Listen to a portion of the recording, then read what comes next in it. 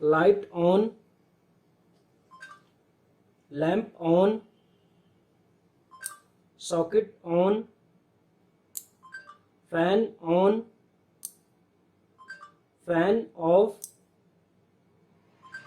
Socket of, lamp of,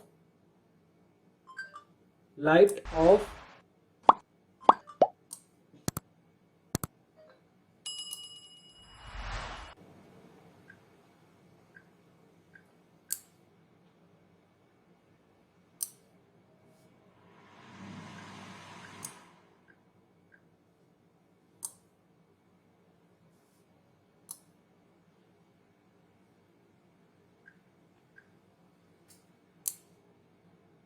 तो अभी to load हमारे ऑन है और टू लोड ऑफ है। अगर इसी सिचुएशन में लाइट चली जाती है तो लाइट वापस आने पे node MCU module Firebase server से डाटा गेट करेगा, उस डाटा के मुताबिक लोड ऑन कर देगा।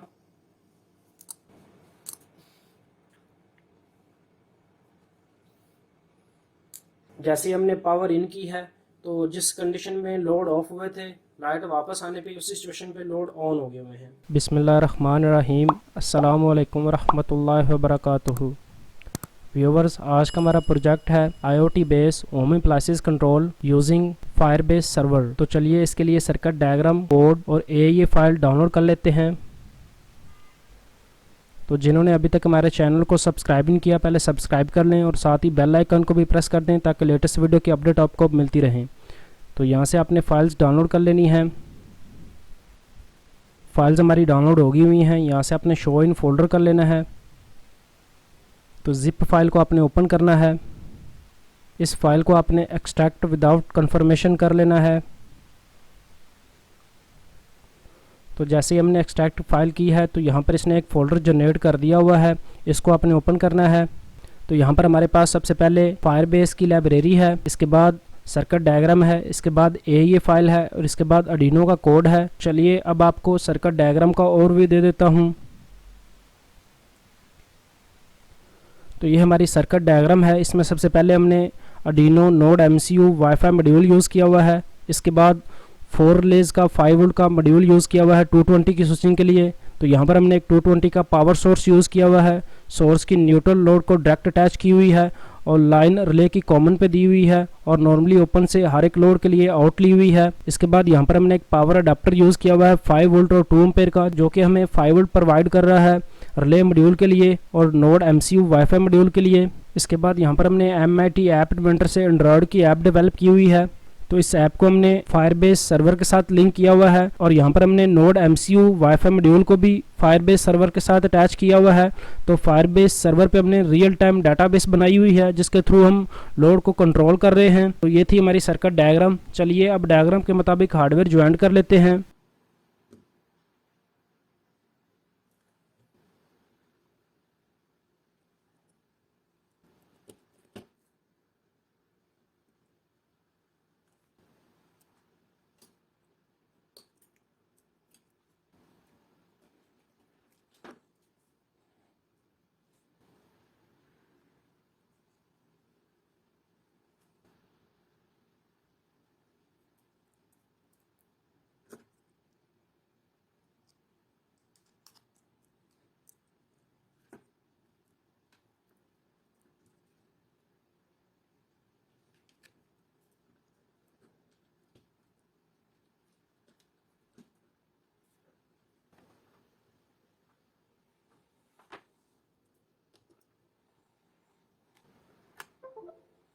Welcome back.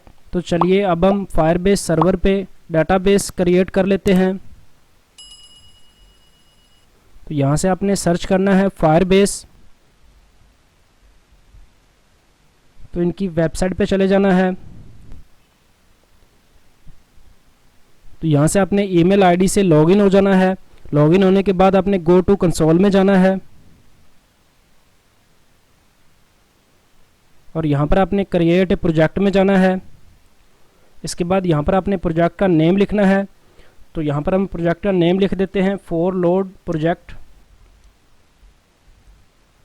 तो यहाँ से आपने कंटिन्यू कर देना है। दोबारा फिर कंटिन्यू को प्रेस करना है। तो यहाँ पर आपने सेलेक्ट कर लेना है डिफ़ॉल्ट अकाउंट फॉर फायरबेस। इसके बाद कंटिन्यू प्रोजेक्ट कर देना है। तो यहाँ से फिर आपने कंटिन्यू करना है। तो जैसा कि प्रोजेक्ट हमारा डेवलप हो गया हुआ है, तो यहाँ से आपने रियल टाइम डाटाबेस में जाना है। तो यहाँ से आपने क्रिएट डाटाबेस में जाना है और इसके बाद नेक्स्ट करना है और फिर इनेबल कर देना है। तो चलिए अब MIT ऐप इन्वेंटर की वेबसाइट पे AIA फाइल अपलोड करके फायरबेस के प्रोजेक्ट का URL और ऑथराइज टोकन पुट करते हैं। तो यहाँ से आपने सर्च करना है MIT ऐप इन्वेंटर और यहाँ पर इनकी वेबसाइट पे जाना है। वेबसाइट पे जाने के बाद आपने क्रिएट ऐप्स में जाना है। तो यहाँ से आपने किसी भी ईमेल आईडी के थ्रू लॉगिन हो जाना है। लॉगिन होने के बाद आपने प्रोजेक्ट्स में जाना होता है। प्रोजेक्ट्स में जाने के बाद import project .aia from my computer press करना है। इसके बाद जो हमने फोल्डर डाउनलोड किया हुआ है उसके अंदर AIA फाइल भी है, तो वहाँ से आपने AIA फाइल इंपोर्ट कर लेनी है। तो जैसा कि हमने जो फोल्डर डाउनलोड किया है उसके अंदर AIA फाइल हमें विजिबल होगी हुई है। यहाँ से आपने इस AIA फाइल को सिलेक्ट करना है। सिलेक्ट करने के बाद ओपन करना है। इसके बाद ओके कर देना है। तो AIA फाइल हमारी अपलोड हो रही है। तो यहाँ से आपने कंटिन्यू कर देना है। तो ये हमारी एप्लीकेशन का ओवरव्यू है। तो इसके अंदर सबसे पहले हमने पावर ऑन ऑफ के लिए बटन यूज़ किए हुए हैं। इसके बाद लाइट ऑन ऑफ के लिए बटन यूज़ किए हुए हैं। इसके बाद लैंप ऑन ऑफ के लिए बटन यूज़ किए हुए हैं। इसके बाद सॉकेट ऑन ऑफ के लिए बटन यूज़ किए हुए हैं। इसके बाद फ़ैन ऑन ऑफ के लिए बटन यूज़ किए हुए हैं। इसके बाद वॉइस का एक बटन यूज़ किया हुआ है जिसको प्रेस करने से हम वॉइस की कमांडें ऑपरेट कर सकेंगे। तो यहाँ पर हमने सेंटर में लैब यूज़ किए हुए हैं लोड का स्टेटस अपडेट करने के लिए, जो कि हम फायरबेस से कॉल करवा रहे हैं। जैसे ही कोई वेरिएबल चेंज होती है फायरबेस पे तो यहाँ पर लोड का स्टेटस चेंज हो जाता है उसके मुताबिक ही। तो ये था हमारा ग्राफिक ओवरव्यू। इसके बाद आपको ब्लॉक्स में ले जाता हूँ। तो यहाँ पर हमारे ब्लॉक्स हैं। इसमें सबसे पहले हमने यहाँ पे जो फायरबेस से डाटा हम रिसीव कर रहे हैं लोड का स्टेटस अपडेट करने के लिए, तो उसके लिए हमने ये फंक्शन रखा हुआ है। इसके बाद वॉइस का बटन है, इसको हम क्लिक करते हैं तो वॉइस रिकग्निशन फंक्शन कॉल हो जाता है। तो वॉइस रिकग्निशन के फंक्शन के अंदर हमने लाइट ऑन ऑफ के लिए कमांडें रखी हुई हैं। इसी तरह ही लैंप ऑन ऑफ की कमांड रखी हुई है। इसी तरह ही सॉकेट ऑन ऑफ की कमांड रखी हुई है। इसी तरह ही फैन ऑन ऑफ की कमांड रखी हुई है। इसी तरह ही पावर ऑन ऑफ की कमांड रखी हुई है। और यहाँ पर हम साथ साथ लोड का स्टेटस भी रीड कर रहे होते हैं। यहाँ पर हम पावर 1 की वेरिएबल से P1 की वेरिएबल अपडेट कर रहे होते हैं और इसके बाद फायरबेस से जो L1 की वेरिएबल रीड हो रही है इससे हम L1 की वेरिएबल अपडेट कर रहे होते हैं। इसी तरह ही L2 की, इसी तरह ही L3 की, इसी तरह ही L4 की। इसके बाद इन वेरिएबल्स के ऊपर हमने चेक लगाया हुआ है और यहाँ पर हमने पावर की वेरिएबल पे चेक लगाया हुआ है। अगर पावर की वेरिएबल 1 के इक्वल होती है तो उस कंडीशन के ऊपर इसने पावर के लैब के अंदर टेक्स्ट में ऑफ शो करना है और साथ ही इसका बैकग्राउंड कलर रेड कर देना है। इसी तरह ही अगर पावर की वेरिएबल 0 की इक्वल होती है तो उस कंडीशन के ऊपर इसने एल्स में जाना है और यहाँ पर इसने पावर के लैब के अंदर ऑन डिस्प्ले करना है और साथ ही इसका बैकग्राउंड कलर ग्रीन कर देना है। इसी तरह ही लोड 1 का स्टेटस अपडेट करने के लिए लोड 1 के लैब के अंदर ऑन या ऑफ डिस्प्ले किया हुआ है। इसी तरह ही लोड 2 का स्टेटस डिस्प्ले किया हुआ है। इसी तरह ही लोड 3 का स्टेटस डिस्प्ले किया हुआ है। इसी तरह ही लोड 4 का स्टेटस डिस्प्ले किया हुआ है। और इसके बाद यहाँ पर हमने जो बटन इनिशियलाइज किए हुए हैं, सबसे पहले लोड 1 को ऑन ऑफ करने के लिए बटन है। तो जब भी हम लोड 1 ऑन का बटन प्रेस करते हैं तो उस कंडीशन के ऊपर इसने फायरबेस की L1 की वेरिएबल पे 0 राइट करना है। और इसी तरह ही जब हम लोड 1 को ऑफ करने का बटन प्रेस करते हैं तो उस कंडीशन के ऊपर इसने L1 की वेरिएबल पे 1 राइट करवाना है। इसी तरह ही लोड 2 की वेरिएबल पे 0 1 राइट किया हुआ है। इसी तरह ही लोड 3 की वेरिएबल पे 0 1 राइट किया हुआ है। इसी तरह ही लोड 4 की वेरिएबल पे 0 1 राइट किया हुआ है और इसी तरह ही पावर की वेरिएबल पे 0 1 राइट किया हुआ है। तो ये थे हमारे ब्लॉक्स। चलिए अब फायरबेस का लिंक और ऑथराइज टोकन ऐड कर लेते हैं। तो यहाँ से आपने फायरबेस DB1 को प्रेस करना है।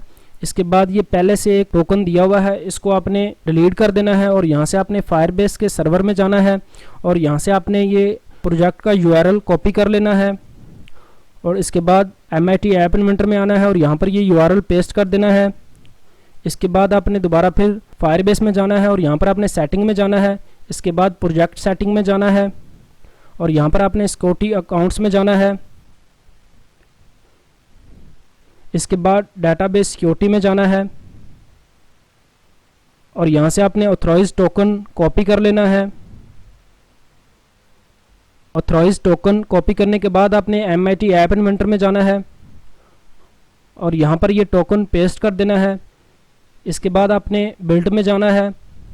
बिल्ट में जाने के बाद यहाँ से आपने Android app .apk file select करनी है। यहाँ से आपने ये APK फाइल डाउनलोड कर लेनी है। फाइल हमारी डाउनलोड होगी हुई है। यहाँ से आपने शो इन फोल्डर कर लेना है। तो जैसा कि ये डाउनलोड में APK फाइल डाउनलोड होगी हुई है, यहाँ से हम APK फाइल को कॉपी करके मोबाइल में इंस्टॉल कर लेते हैं। यहाँ से हम फायरबेस की डाटाबेस ओपन कर लेते हैं।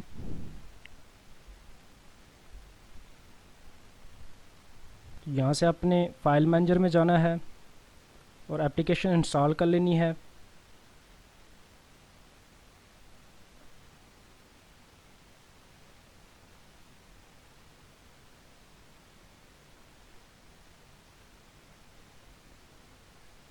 तो एप्लीकेशन हमारी इंस्टॉल होगी हुई है। यहाँ से आपने इसको ओपन करना है।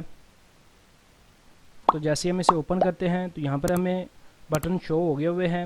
अभी ये एप्लीकेशन सही वर्क नहीं कर रही है क्योंकि डाटाबेस के ऊपर सारी वेरिएबल इनिशियलाइज नहीं हुई हैं। जैसे ही हम किसी भी बटन को प्रेस करते हैं तो डाटाबेस के ऊपर उस बटन की वेरिएबल इनिशियलाइज हो जाती है। तो जैसा कि हमने अभी पावर ऑन का बटन प्रेस किया था तो डाटाबेस के ऊपर P1 0 हो गया हुआ है। तो अब जैसे ही हम लाइट ऑन का बटन प्रेस करते हैं, जैसे ही हमने लाइट ऑन का बटन प्रेस किया है, L1 की वेरिएबल भी 0 राइट होगी हुई है डाटाबेस पे। इसी तरह ही लैंप ऑन का बटन प्रेस करते हैं तो इसका भी L2 की वेरिएबल भी राइट होगी हुई है डाटाबेस पे। इसी तरह ही सॉकेट ऑन का बटन प्रेस करते हैं तो L3 की वेरिएबल भी डाटाबेस पे राइट होगी हुई है। इसी तरह ही फ़ैन ऑन का बटन प्रेस करते हैं तो L4 की वेरिएबल भी डाटाबेस पे राइट होगी है।